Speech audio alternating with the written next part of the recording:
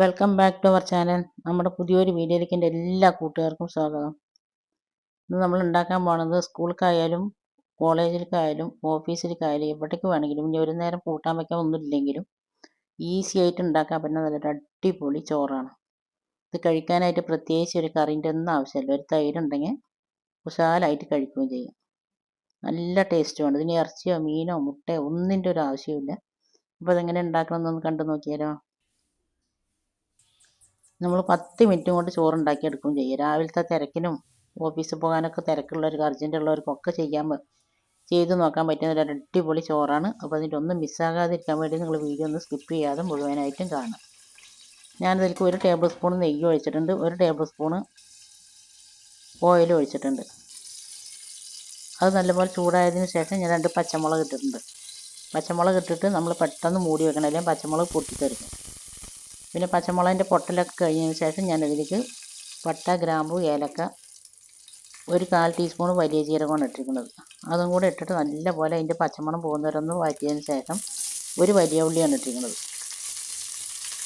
ഇത് വലിയ ഉള്ളിയാണ് കേട്ടോ, അതുകൊണ്ട് ഞാൻ ഒന്ന് എടുത്തിരിക്കുന്നത്.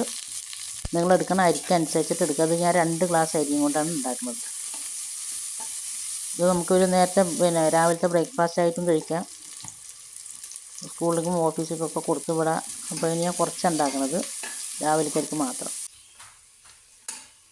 ഒരു ഉള്ളി ഇട്ടതിന് ശേഷം അത് പെട്ടെന്ന് വഴലാൻ വേണ്ടിയിട്ട് കുറച്ച് ഉപ്പ് ഇട്ടിട്ട് നല്ലപോലെ ഒന്ന് വഴറ്റി കൊടുക്കുന്നുണ്ട്. വഴറ്റി കൊടുത്തതിന് ശേഷം ഞാനിതിലേക്ക് ഇത് വലിയ വെളുത്തുള്ളി ആയ കാരണം ഒരു 5-6 വെളുത്തുള്ളി എടുത്തിട്ട് 1 തുണ്ട് ഇഞ്ചി എടുത്ത് നല്ലപോലെ ഒന്ന് കുത്തി ചാച്ചതാണ്. പിന്നെ ഇതിലേക്ക് ഒരു 5-6 ചെറിയ ഉള്ളി എടുത്തിട്ട് അതും ചാച്ചതാണ്. അതൊക്കെ ഇട്ടതിന് ശേഷം നല്ലപോലെ മിക്സാക്കിയിട്ട് അതിൻ്റെ പച്ചമണം പോകുന്നവരെ നല്ലപോലെ ഒന്ന് വഴറ്റി കൊടുക്കുക.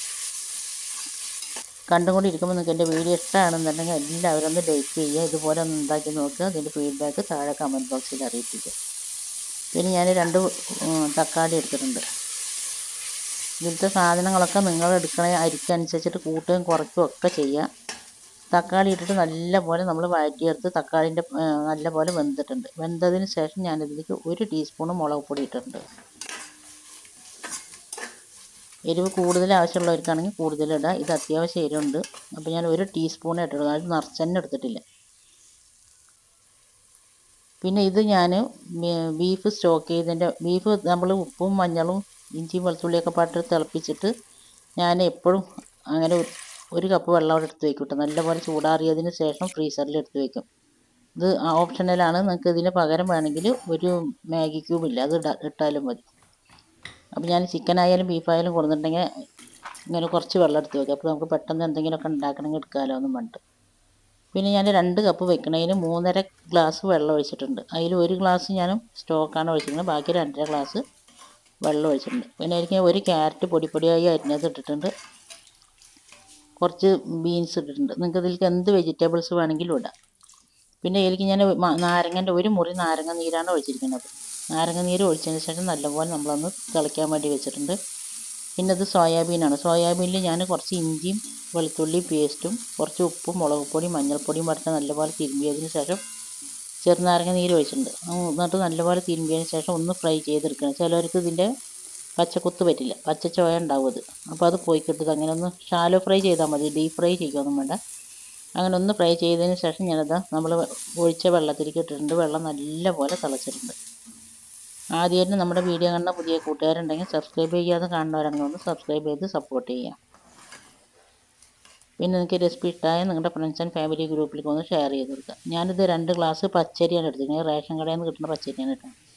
നിങ്ങൾക്ക് ഇതിന് പകരം സാധാ ബിരിയാണി അരിയോ അല്ലെങ്കിൽ ബസുമതി അരിയോ എന്ത് വെച്ചിട്ട് വേണമെങ്കിലും ഉണ്ടാക്കാൻ പറ്റും. നല്ല ടേസ്റ്റാണ്.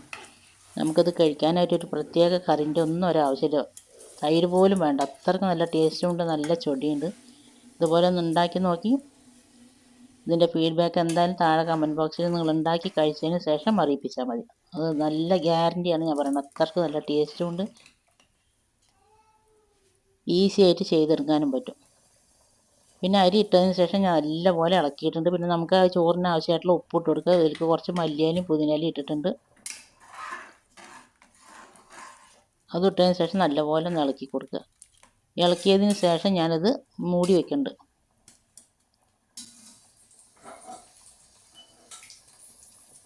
അപ്പോൾ നല്ലപോലെ തിള വന്നിട്ടുണ്ട്. തിള വന്നതിന് ശേഷം ഞാൻ മൂടി വെച്ചതിന് ശേഷം നമ്മൾ മുകളിൽ കൂടെ എയർ ഇങ്ങനെ പുറത്തേക്ക് വരുമ്പോൾ മാത്രം ഇതിൻ്റെ വിസിലിട്ട് കൊടുക്കുക. അപ്പോൾ എയർ പുറത്തേക്ക് വരുന്നുണ്ട്. അപ്പോൾ ഞാൻ വിസിലിട്ട് കൊടുത്തിട്ടുണ്ട്. വിസിലിട്ട് കൊടുത്തതിന് ശേഷം നമ്മൾ ഇതിലേക്ക് ഒരൊറ്റ വിസിലടിപ്പിക്കണുള്ളൂ.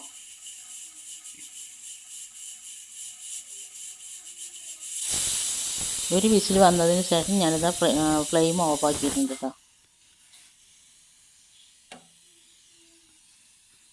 ഫ്ലെയിം ഓഫാക്കിയതിന് ശേഷം ഇനി ഒരു 5 മിനിറ്റ് അങ്ങനെ വെച്ചാൽ മതി. 5 മിനിറ്റ് കഴിഞ്ഞതിന് ശേഷം നമ്മൾ ഇതിലത്തെ എയർ മുഴുവനായിട്ടും കളയുക. കുക്കറിൽ നമ്മൾ ബിരിയാണി ഉണ്ടാക്കുമ്പോൾ പെട്ടെന്നാണ് കേട്ടോ. 10 മിനിറ്റ് ഉണ്ടെങ്കിൽ നമുക്ക് ഏത് സൈസ് ബിരിയാണി ആണെങ്കിലും ബീഫാണെങ്കിലും ചിക്കൻ ആണെങ്കിലും ഏതിൻ്റെ ആണെങ്കിലും 10 മിനിറ്റും കൊണ്ട് നമുക്ക് ഉണ്ടാക്കിയെടുക്കാൻ പറ്റും. ഞാനിതിൻ്റെ മുമ്പിൽ ഒരു വീഡിയോ ഇട്ടിട്ടുണ്ടായിരുന്നു. 10 മിനിറ്റ് നമുക്ക് കുക്കറിൽ ബീഫ് ബിരിയാണി ഉണ്ടാക്കിയതിൻ്റെ. അതിൻ്റെ ലിങ്ക് വേണമെങ്കിൽ ഞാൻ ഡിസ്ക്രിപ്ഷനിൽ കൊടുക്കാം. 5 മിനിറ്റ് കഴിഞ്ഞതിന് ശേഷം നല്ലപോലെ എയർ കളഞ്ഞതിന് ശേഷം നല്ലപോലെ എയർ കളഞ്ഞതിന് ശേഷം ഞാൻ തുറന്നിട്ടുണ്ട്. തുറന്നതിന് ശേഷം അതാ ഒന്നും കൂടി നല്ലപോലെ ഇളക്കി കൊടുക്കേണ്ടത്. ഒന്നും പോലെ ഒന്നും മുട്ട് കുഴഞ്ഞു പോകുകയോ ഒന്നും ചെയ്തിട്ടില്ല. അടിപൊളി ചോറാണ്. നിങ്ങൾക്ക് നെയ്യ് കൂടുതൽ വേണമെങ്കിൽ ഒഴിക്കുക, എണ്ണ കൂടുതൽ വേണമെങ്കിൽ ഒഴിക്കുക. ഞാൻ അതിൽ ഒരുപാട് എണ്ണയും നെയ്യൊന്നും അങ്ങനെ ഒരുപാട് ഒഴിച്ചിട്ടില്ല. ഇത്ര നേരം എൻ്റെ വീഡിയോ കണ്ട് എന്നെ സപ്പോർട്ട് ചെയ്ത എൻ്റെ എല്ലാ കൂട്ടുകാരനെ കൊണ്ട് ഒരുപാട് നന്ദിയുണ്ട്. ഇതിലേക്ക് നിങ്ങൾക്ക് ഗ്രീൻ പീസ് വേണമെങ്കിൽ ഇടാം. ചോറ് നന്നായി വെന്തിട്ടുമുണ്ട്. ഇനി ഒന്നും കൂടി കുഴഞ്ഞ് വേകണം എന്നുള്ളവർക്കാണെങ്കിൽ ഒരു 10 മിനിറ്റ് കൂടി വെച്ചാൽ കേട്ടോ. ഒരു 5 മിനിറ്റാണ് ഞാൻ വെക്കൽ എപ്പോഴും. ഇനി ഒന്നും കൂടി നിങ്ങൾക്ക് കുഴഞ്ഞ് വേകണം എന്നുണ്ടെങ്കിൽ ഒരു 10 മിനിറ്റ് വെച്ചിട്ട് തുറന്നാൽ മതി. തുറന്നിട്ട് അങ്ങനെ നല്ലപോലെ മിക്സ് ആക്കിയതിന് ശേഷം ടിഫിൻ ബോക്സിലാക്കുന്നുണ്ട്. ഇതിലേക്ക് ഞാനൊരു തൈര് ചട്നി ഉണ്ടാക്കിയിരുന്നു. തൈരും ഉള്ളിയും പച്ചമുളകും പാടെ ഇട്ടിട്ട് അടിപൊളി ചോറാണ്. ഇതുവരെ ചെയ്യാത്തവരൊന്ന് ചെയ്ത് നോക്കുക. എൻ്റെ വീഡിയോ എപ്പോഴും കാണുന്ന എൻ്റെ എല്ലാ കൂട്ടുകാരനെ കൊണ്ടും ഒരുപാട് നന്ദി. തുടർന്ന് നിങ്ങളുടെ സപ്പോർട്ട് ഉണ്ടാകണം കേട്ടോ. എന്നാലാണ് ഈ ഫീൽഡിലൊക്കെ ഇങ്ങനെ നിന്ന് പോകാനും വീഡിയോസ് ഇടാനൊക്കെ ഉള്ളൊരു തോന്നലൊക്കെ ഉണ്ടാവുള്ളൂ. അപ്പോൾ ഓക്കെ, താങ്ക് യു, ബൈ. എല്ലാവരിനെ കൊണ്ട് അസ്സലാമു അലൈക്കും ഒരിക്കൽ കൂടി.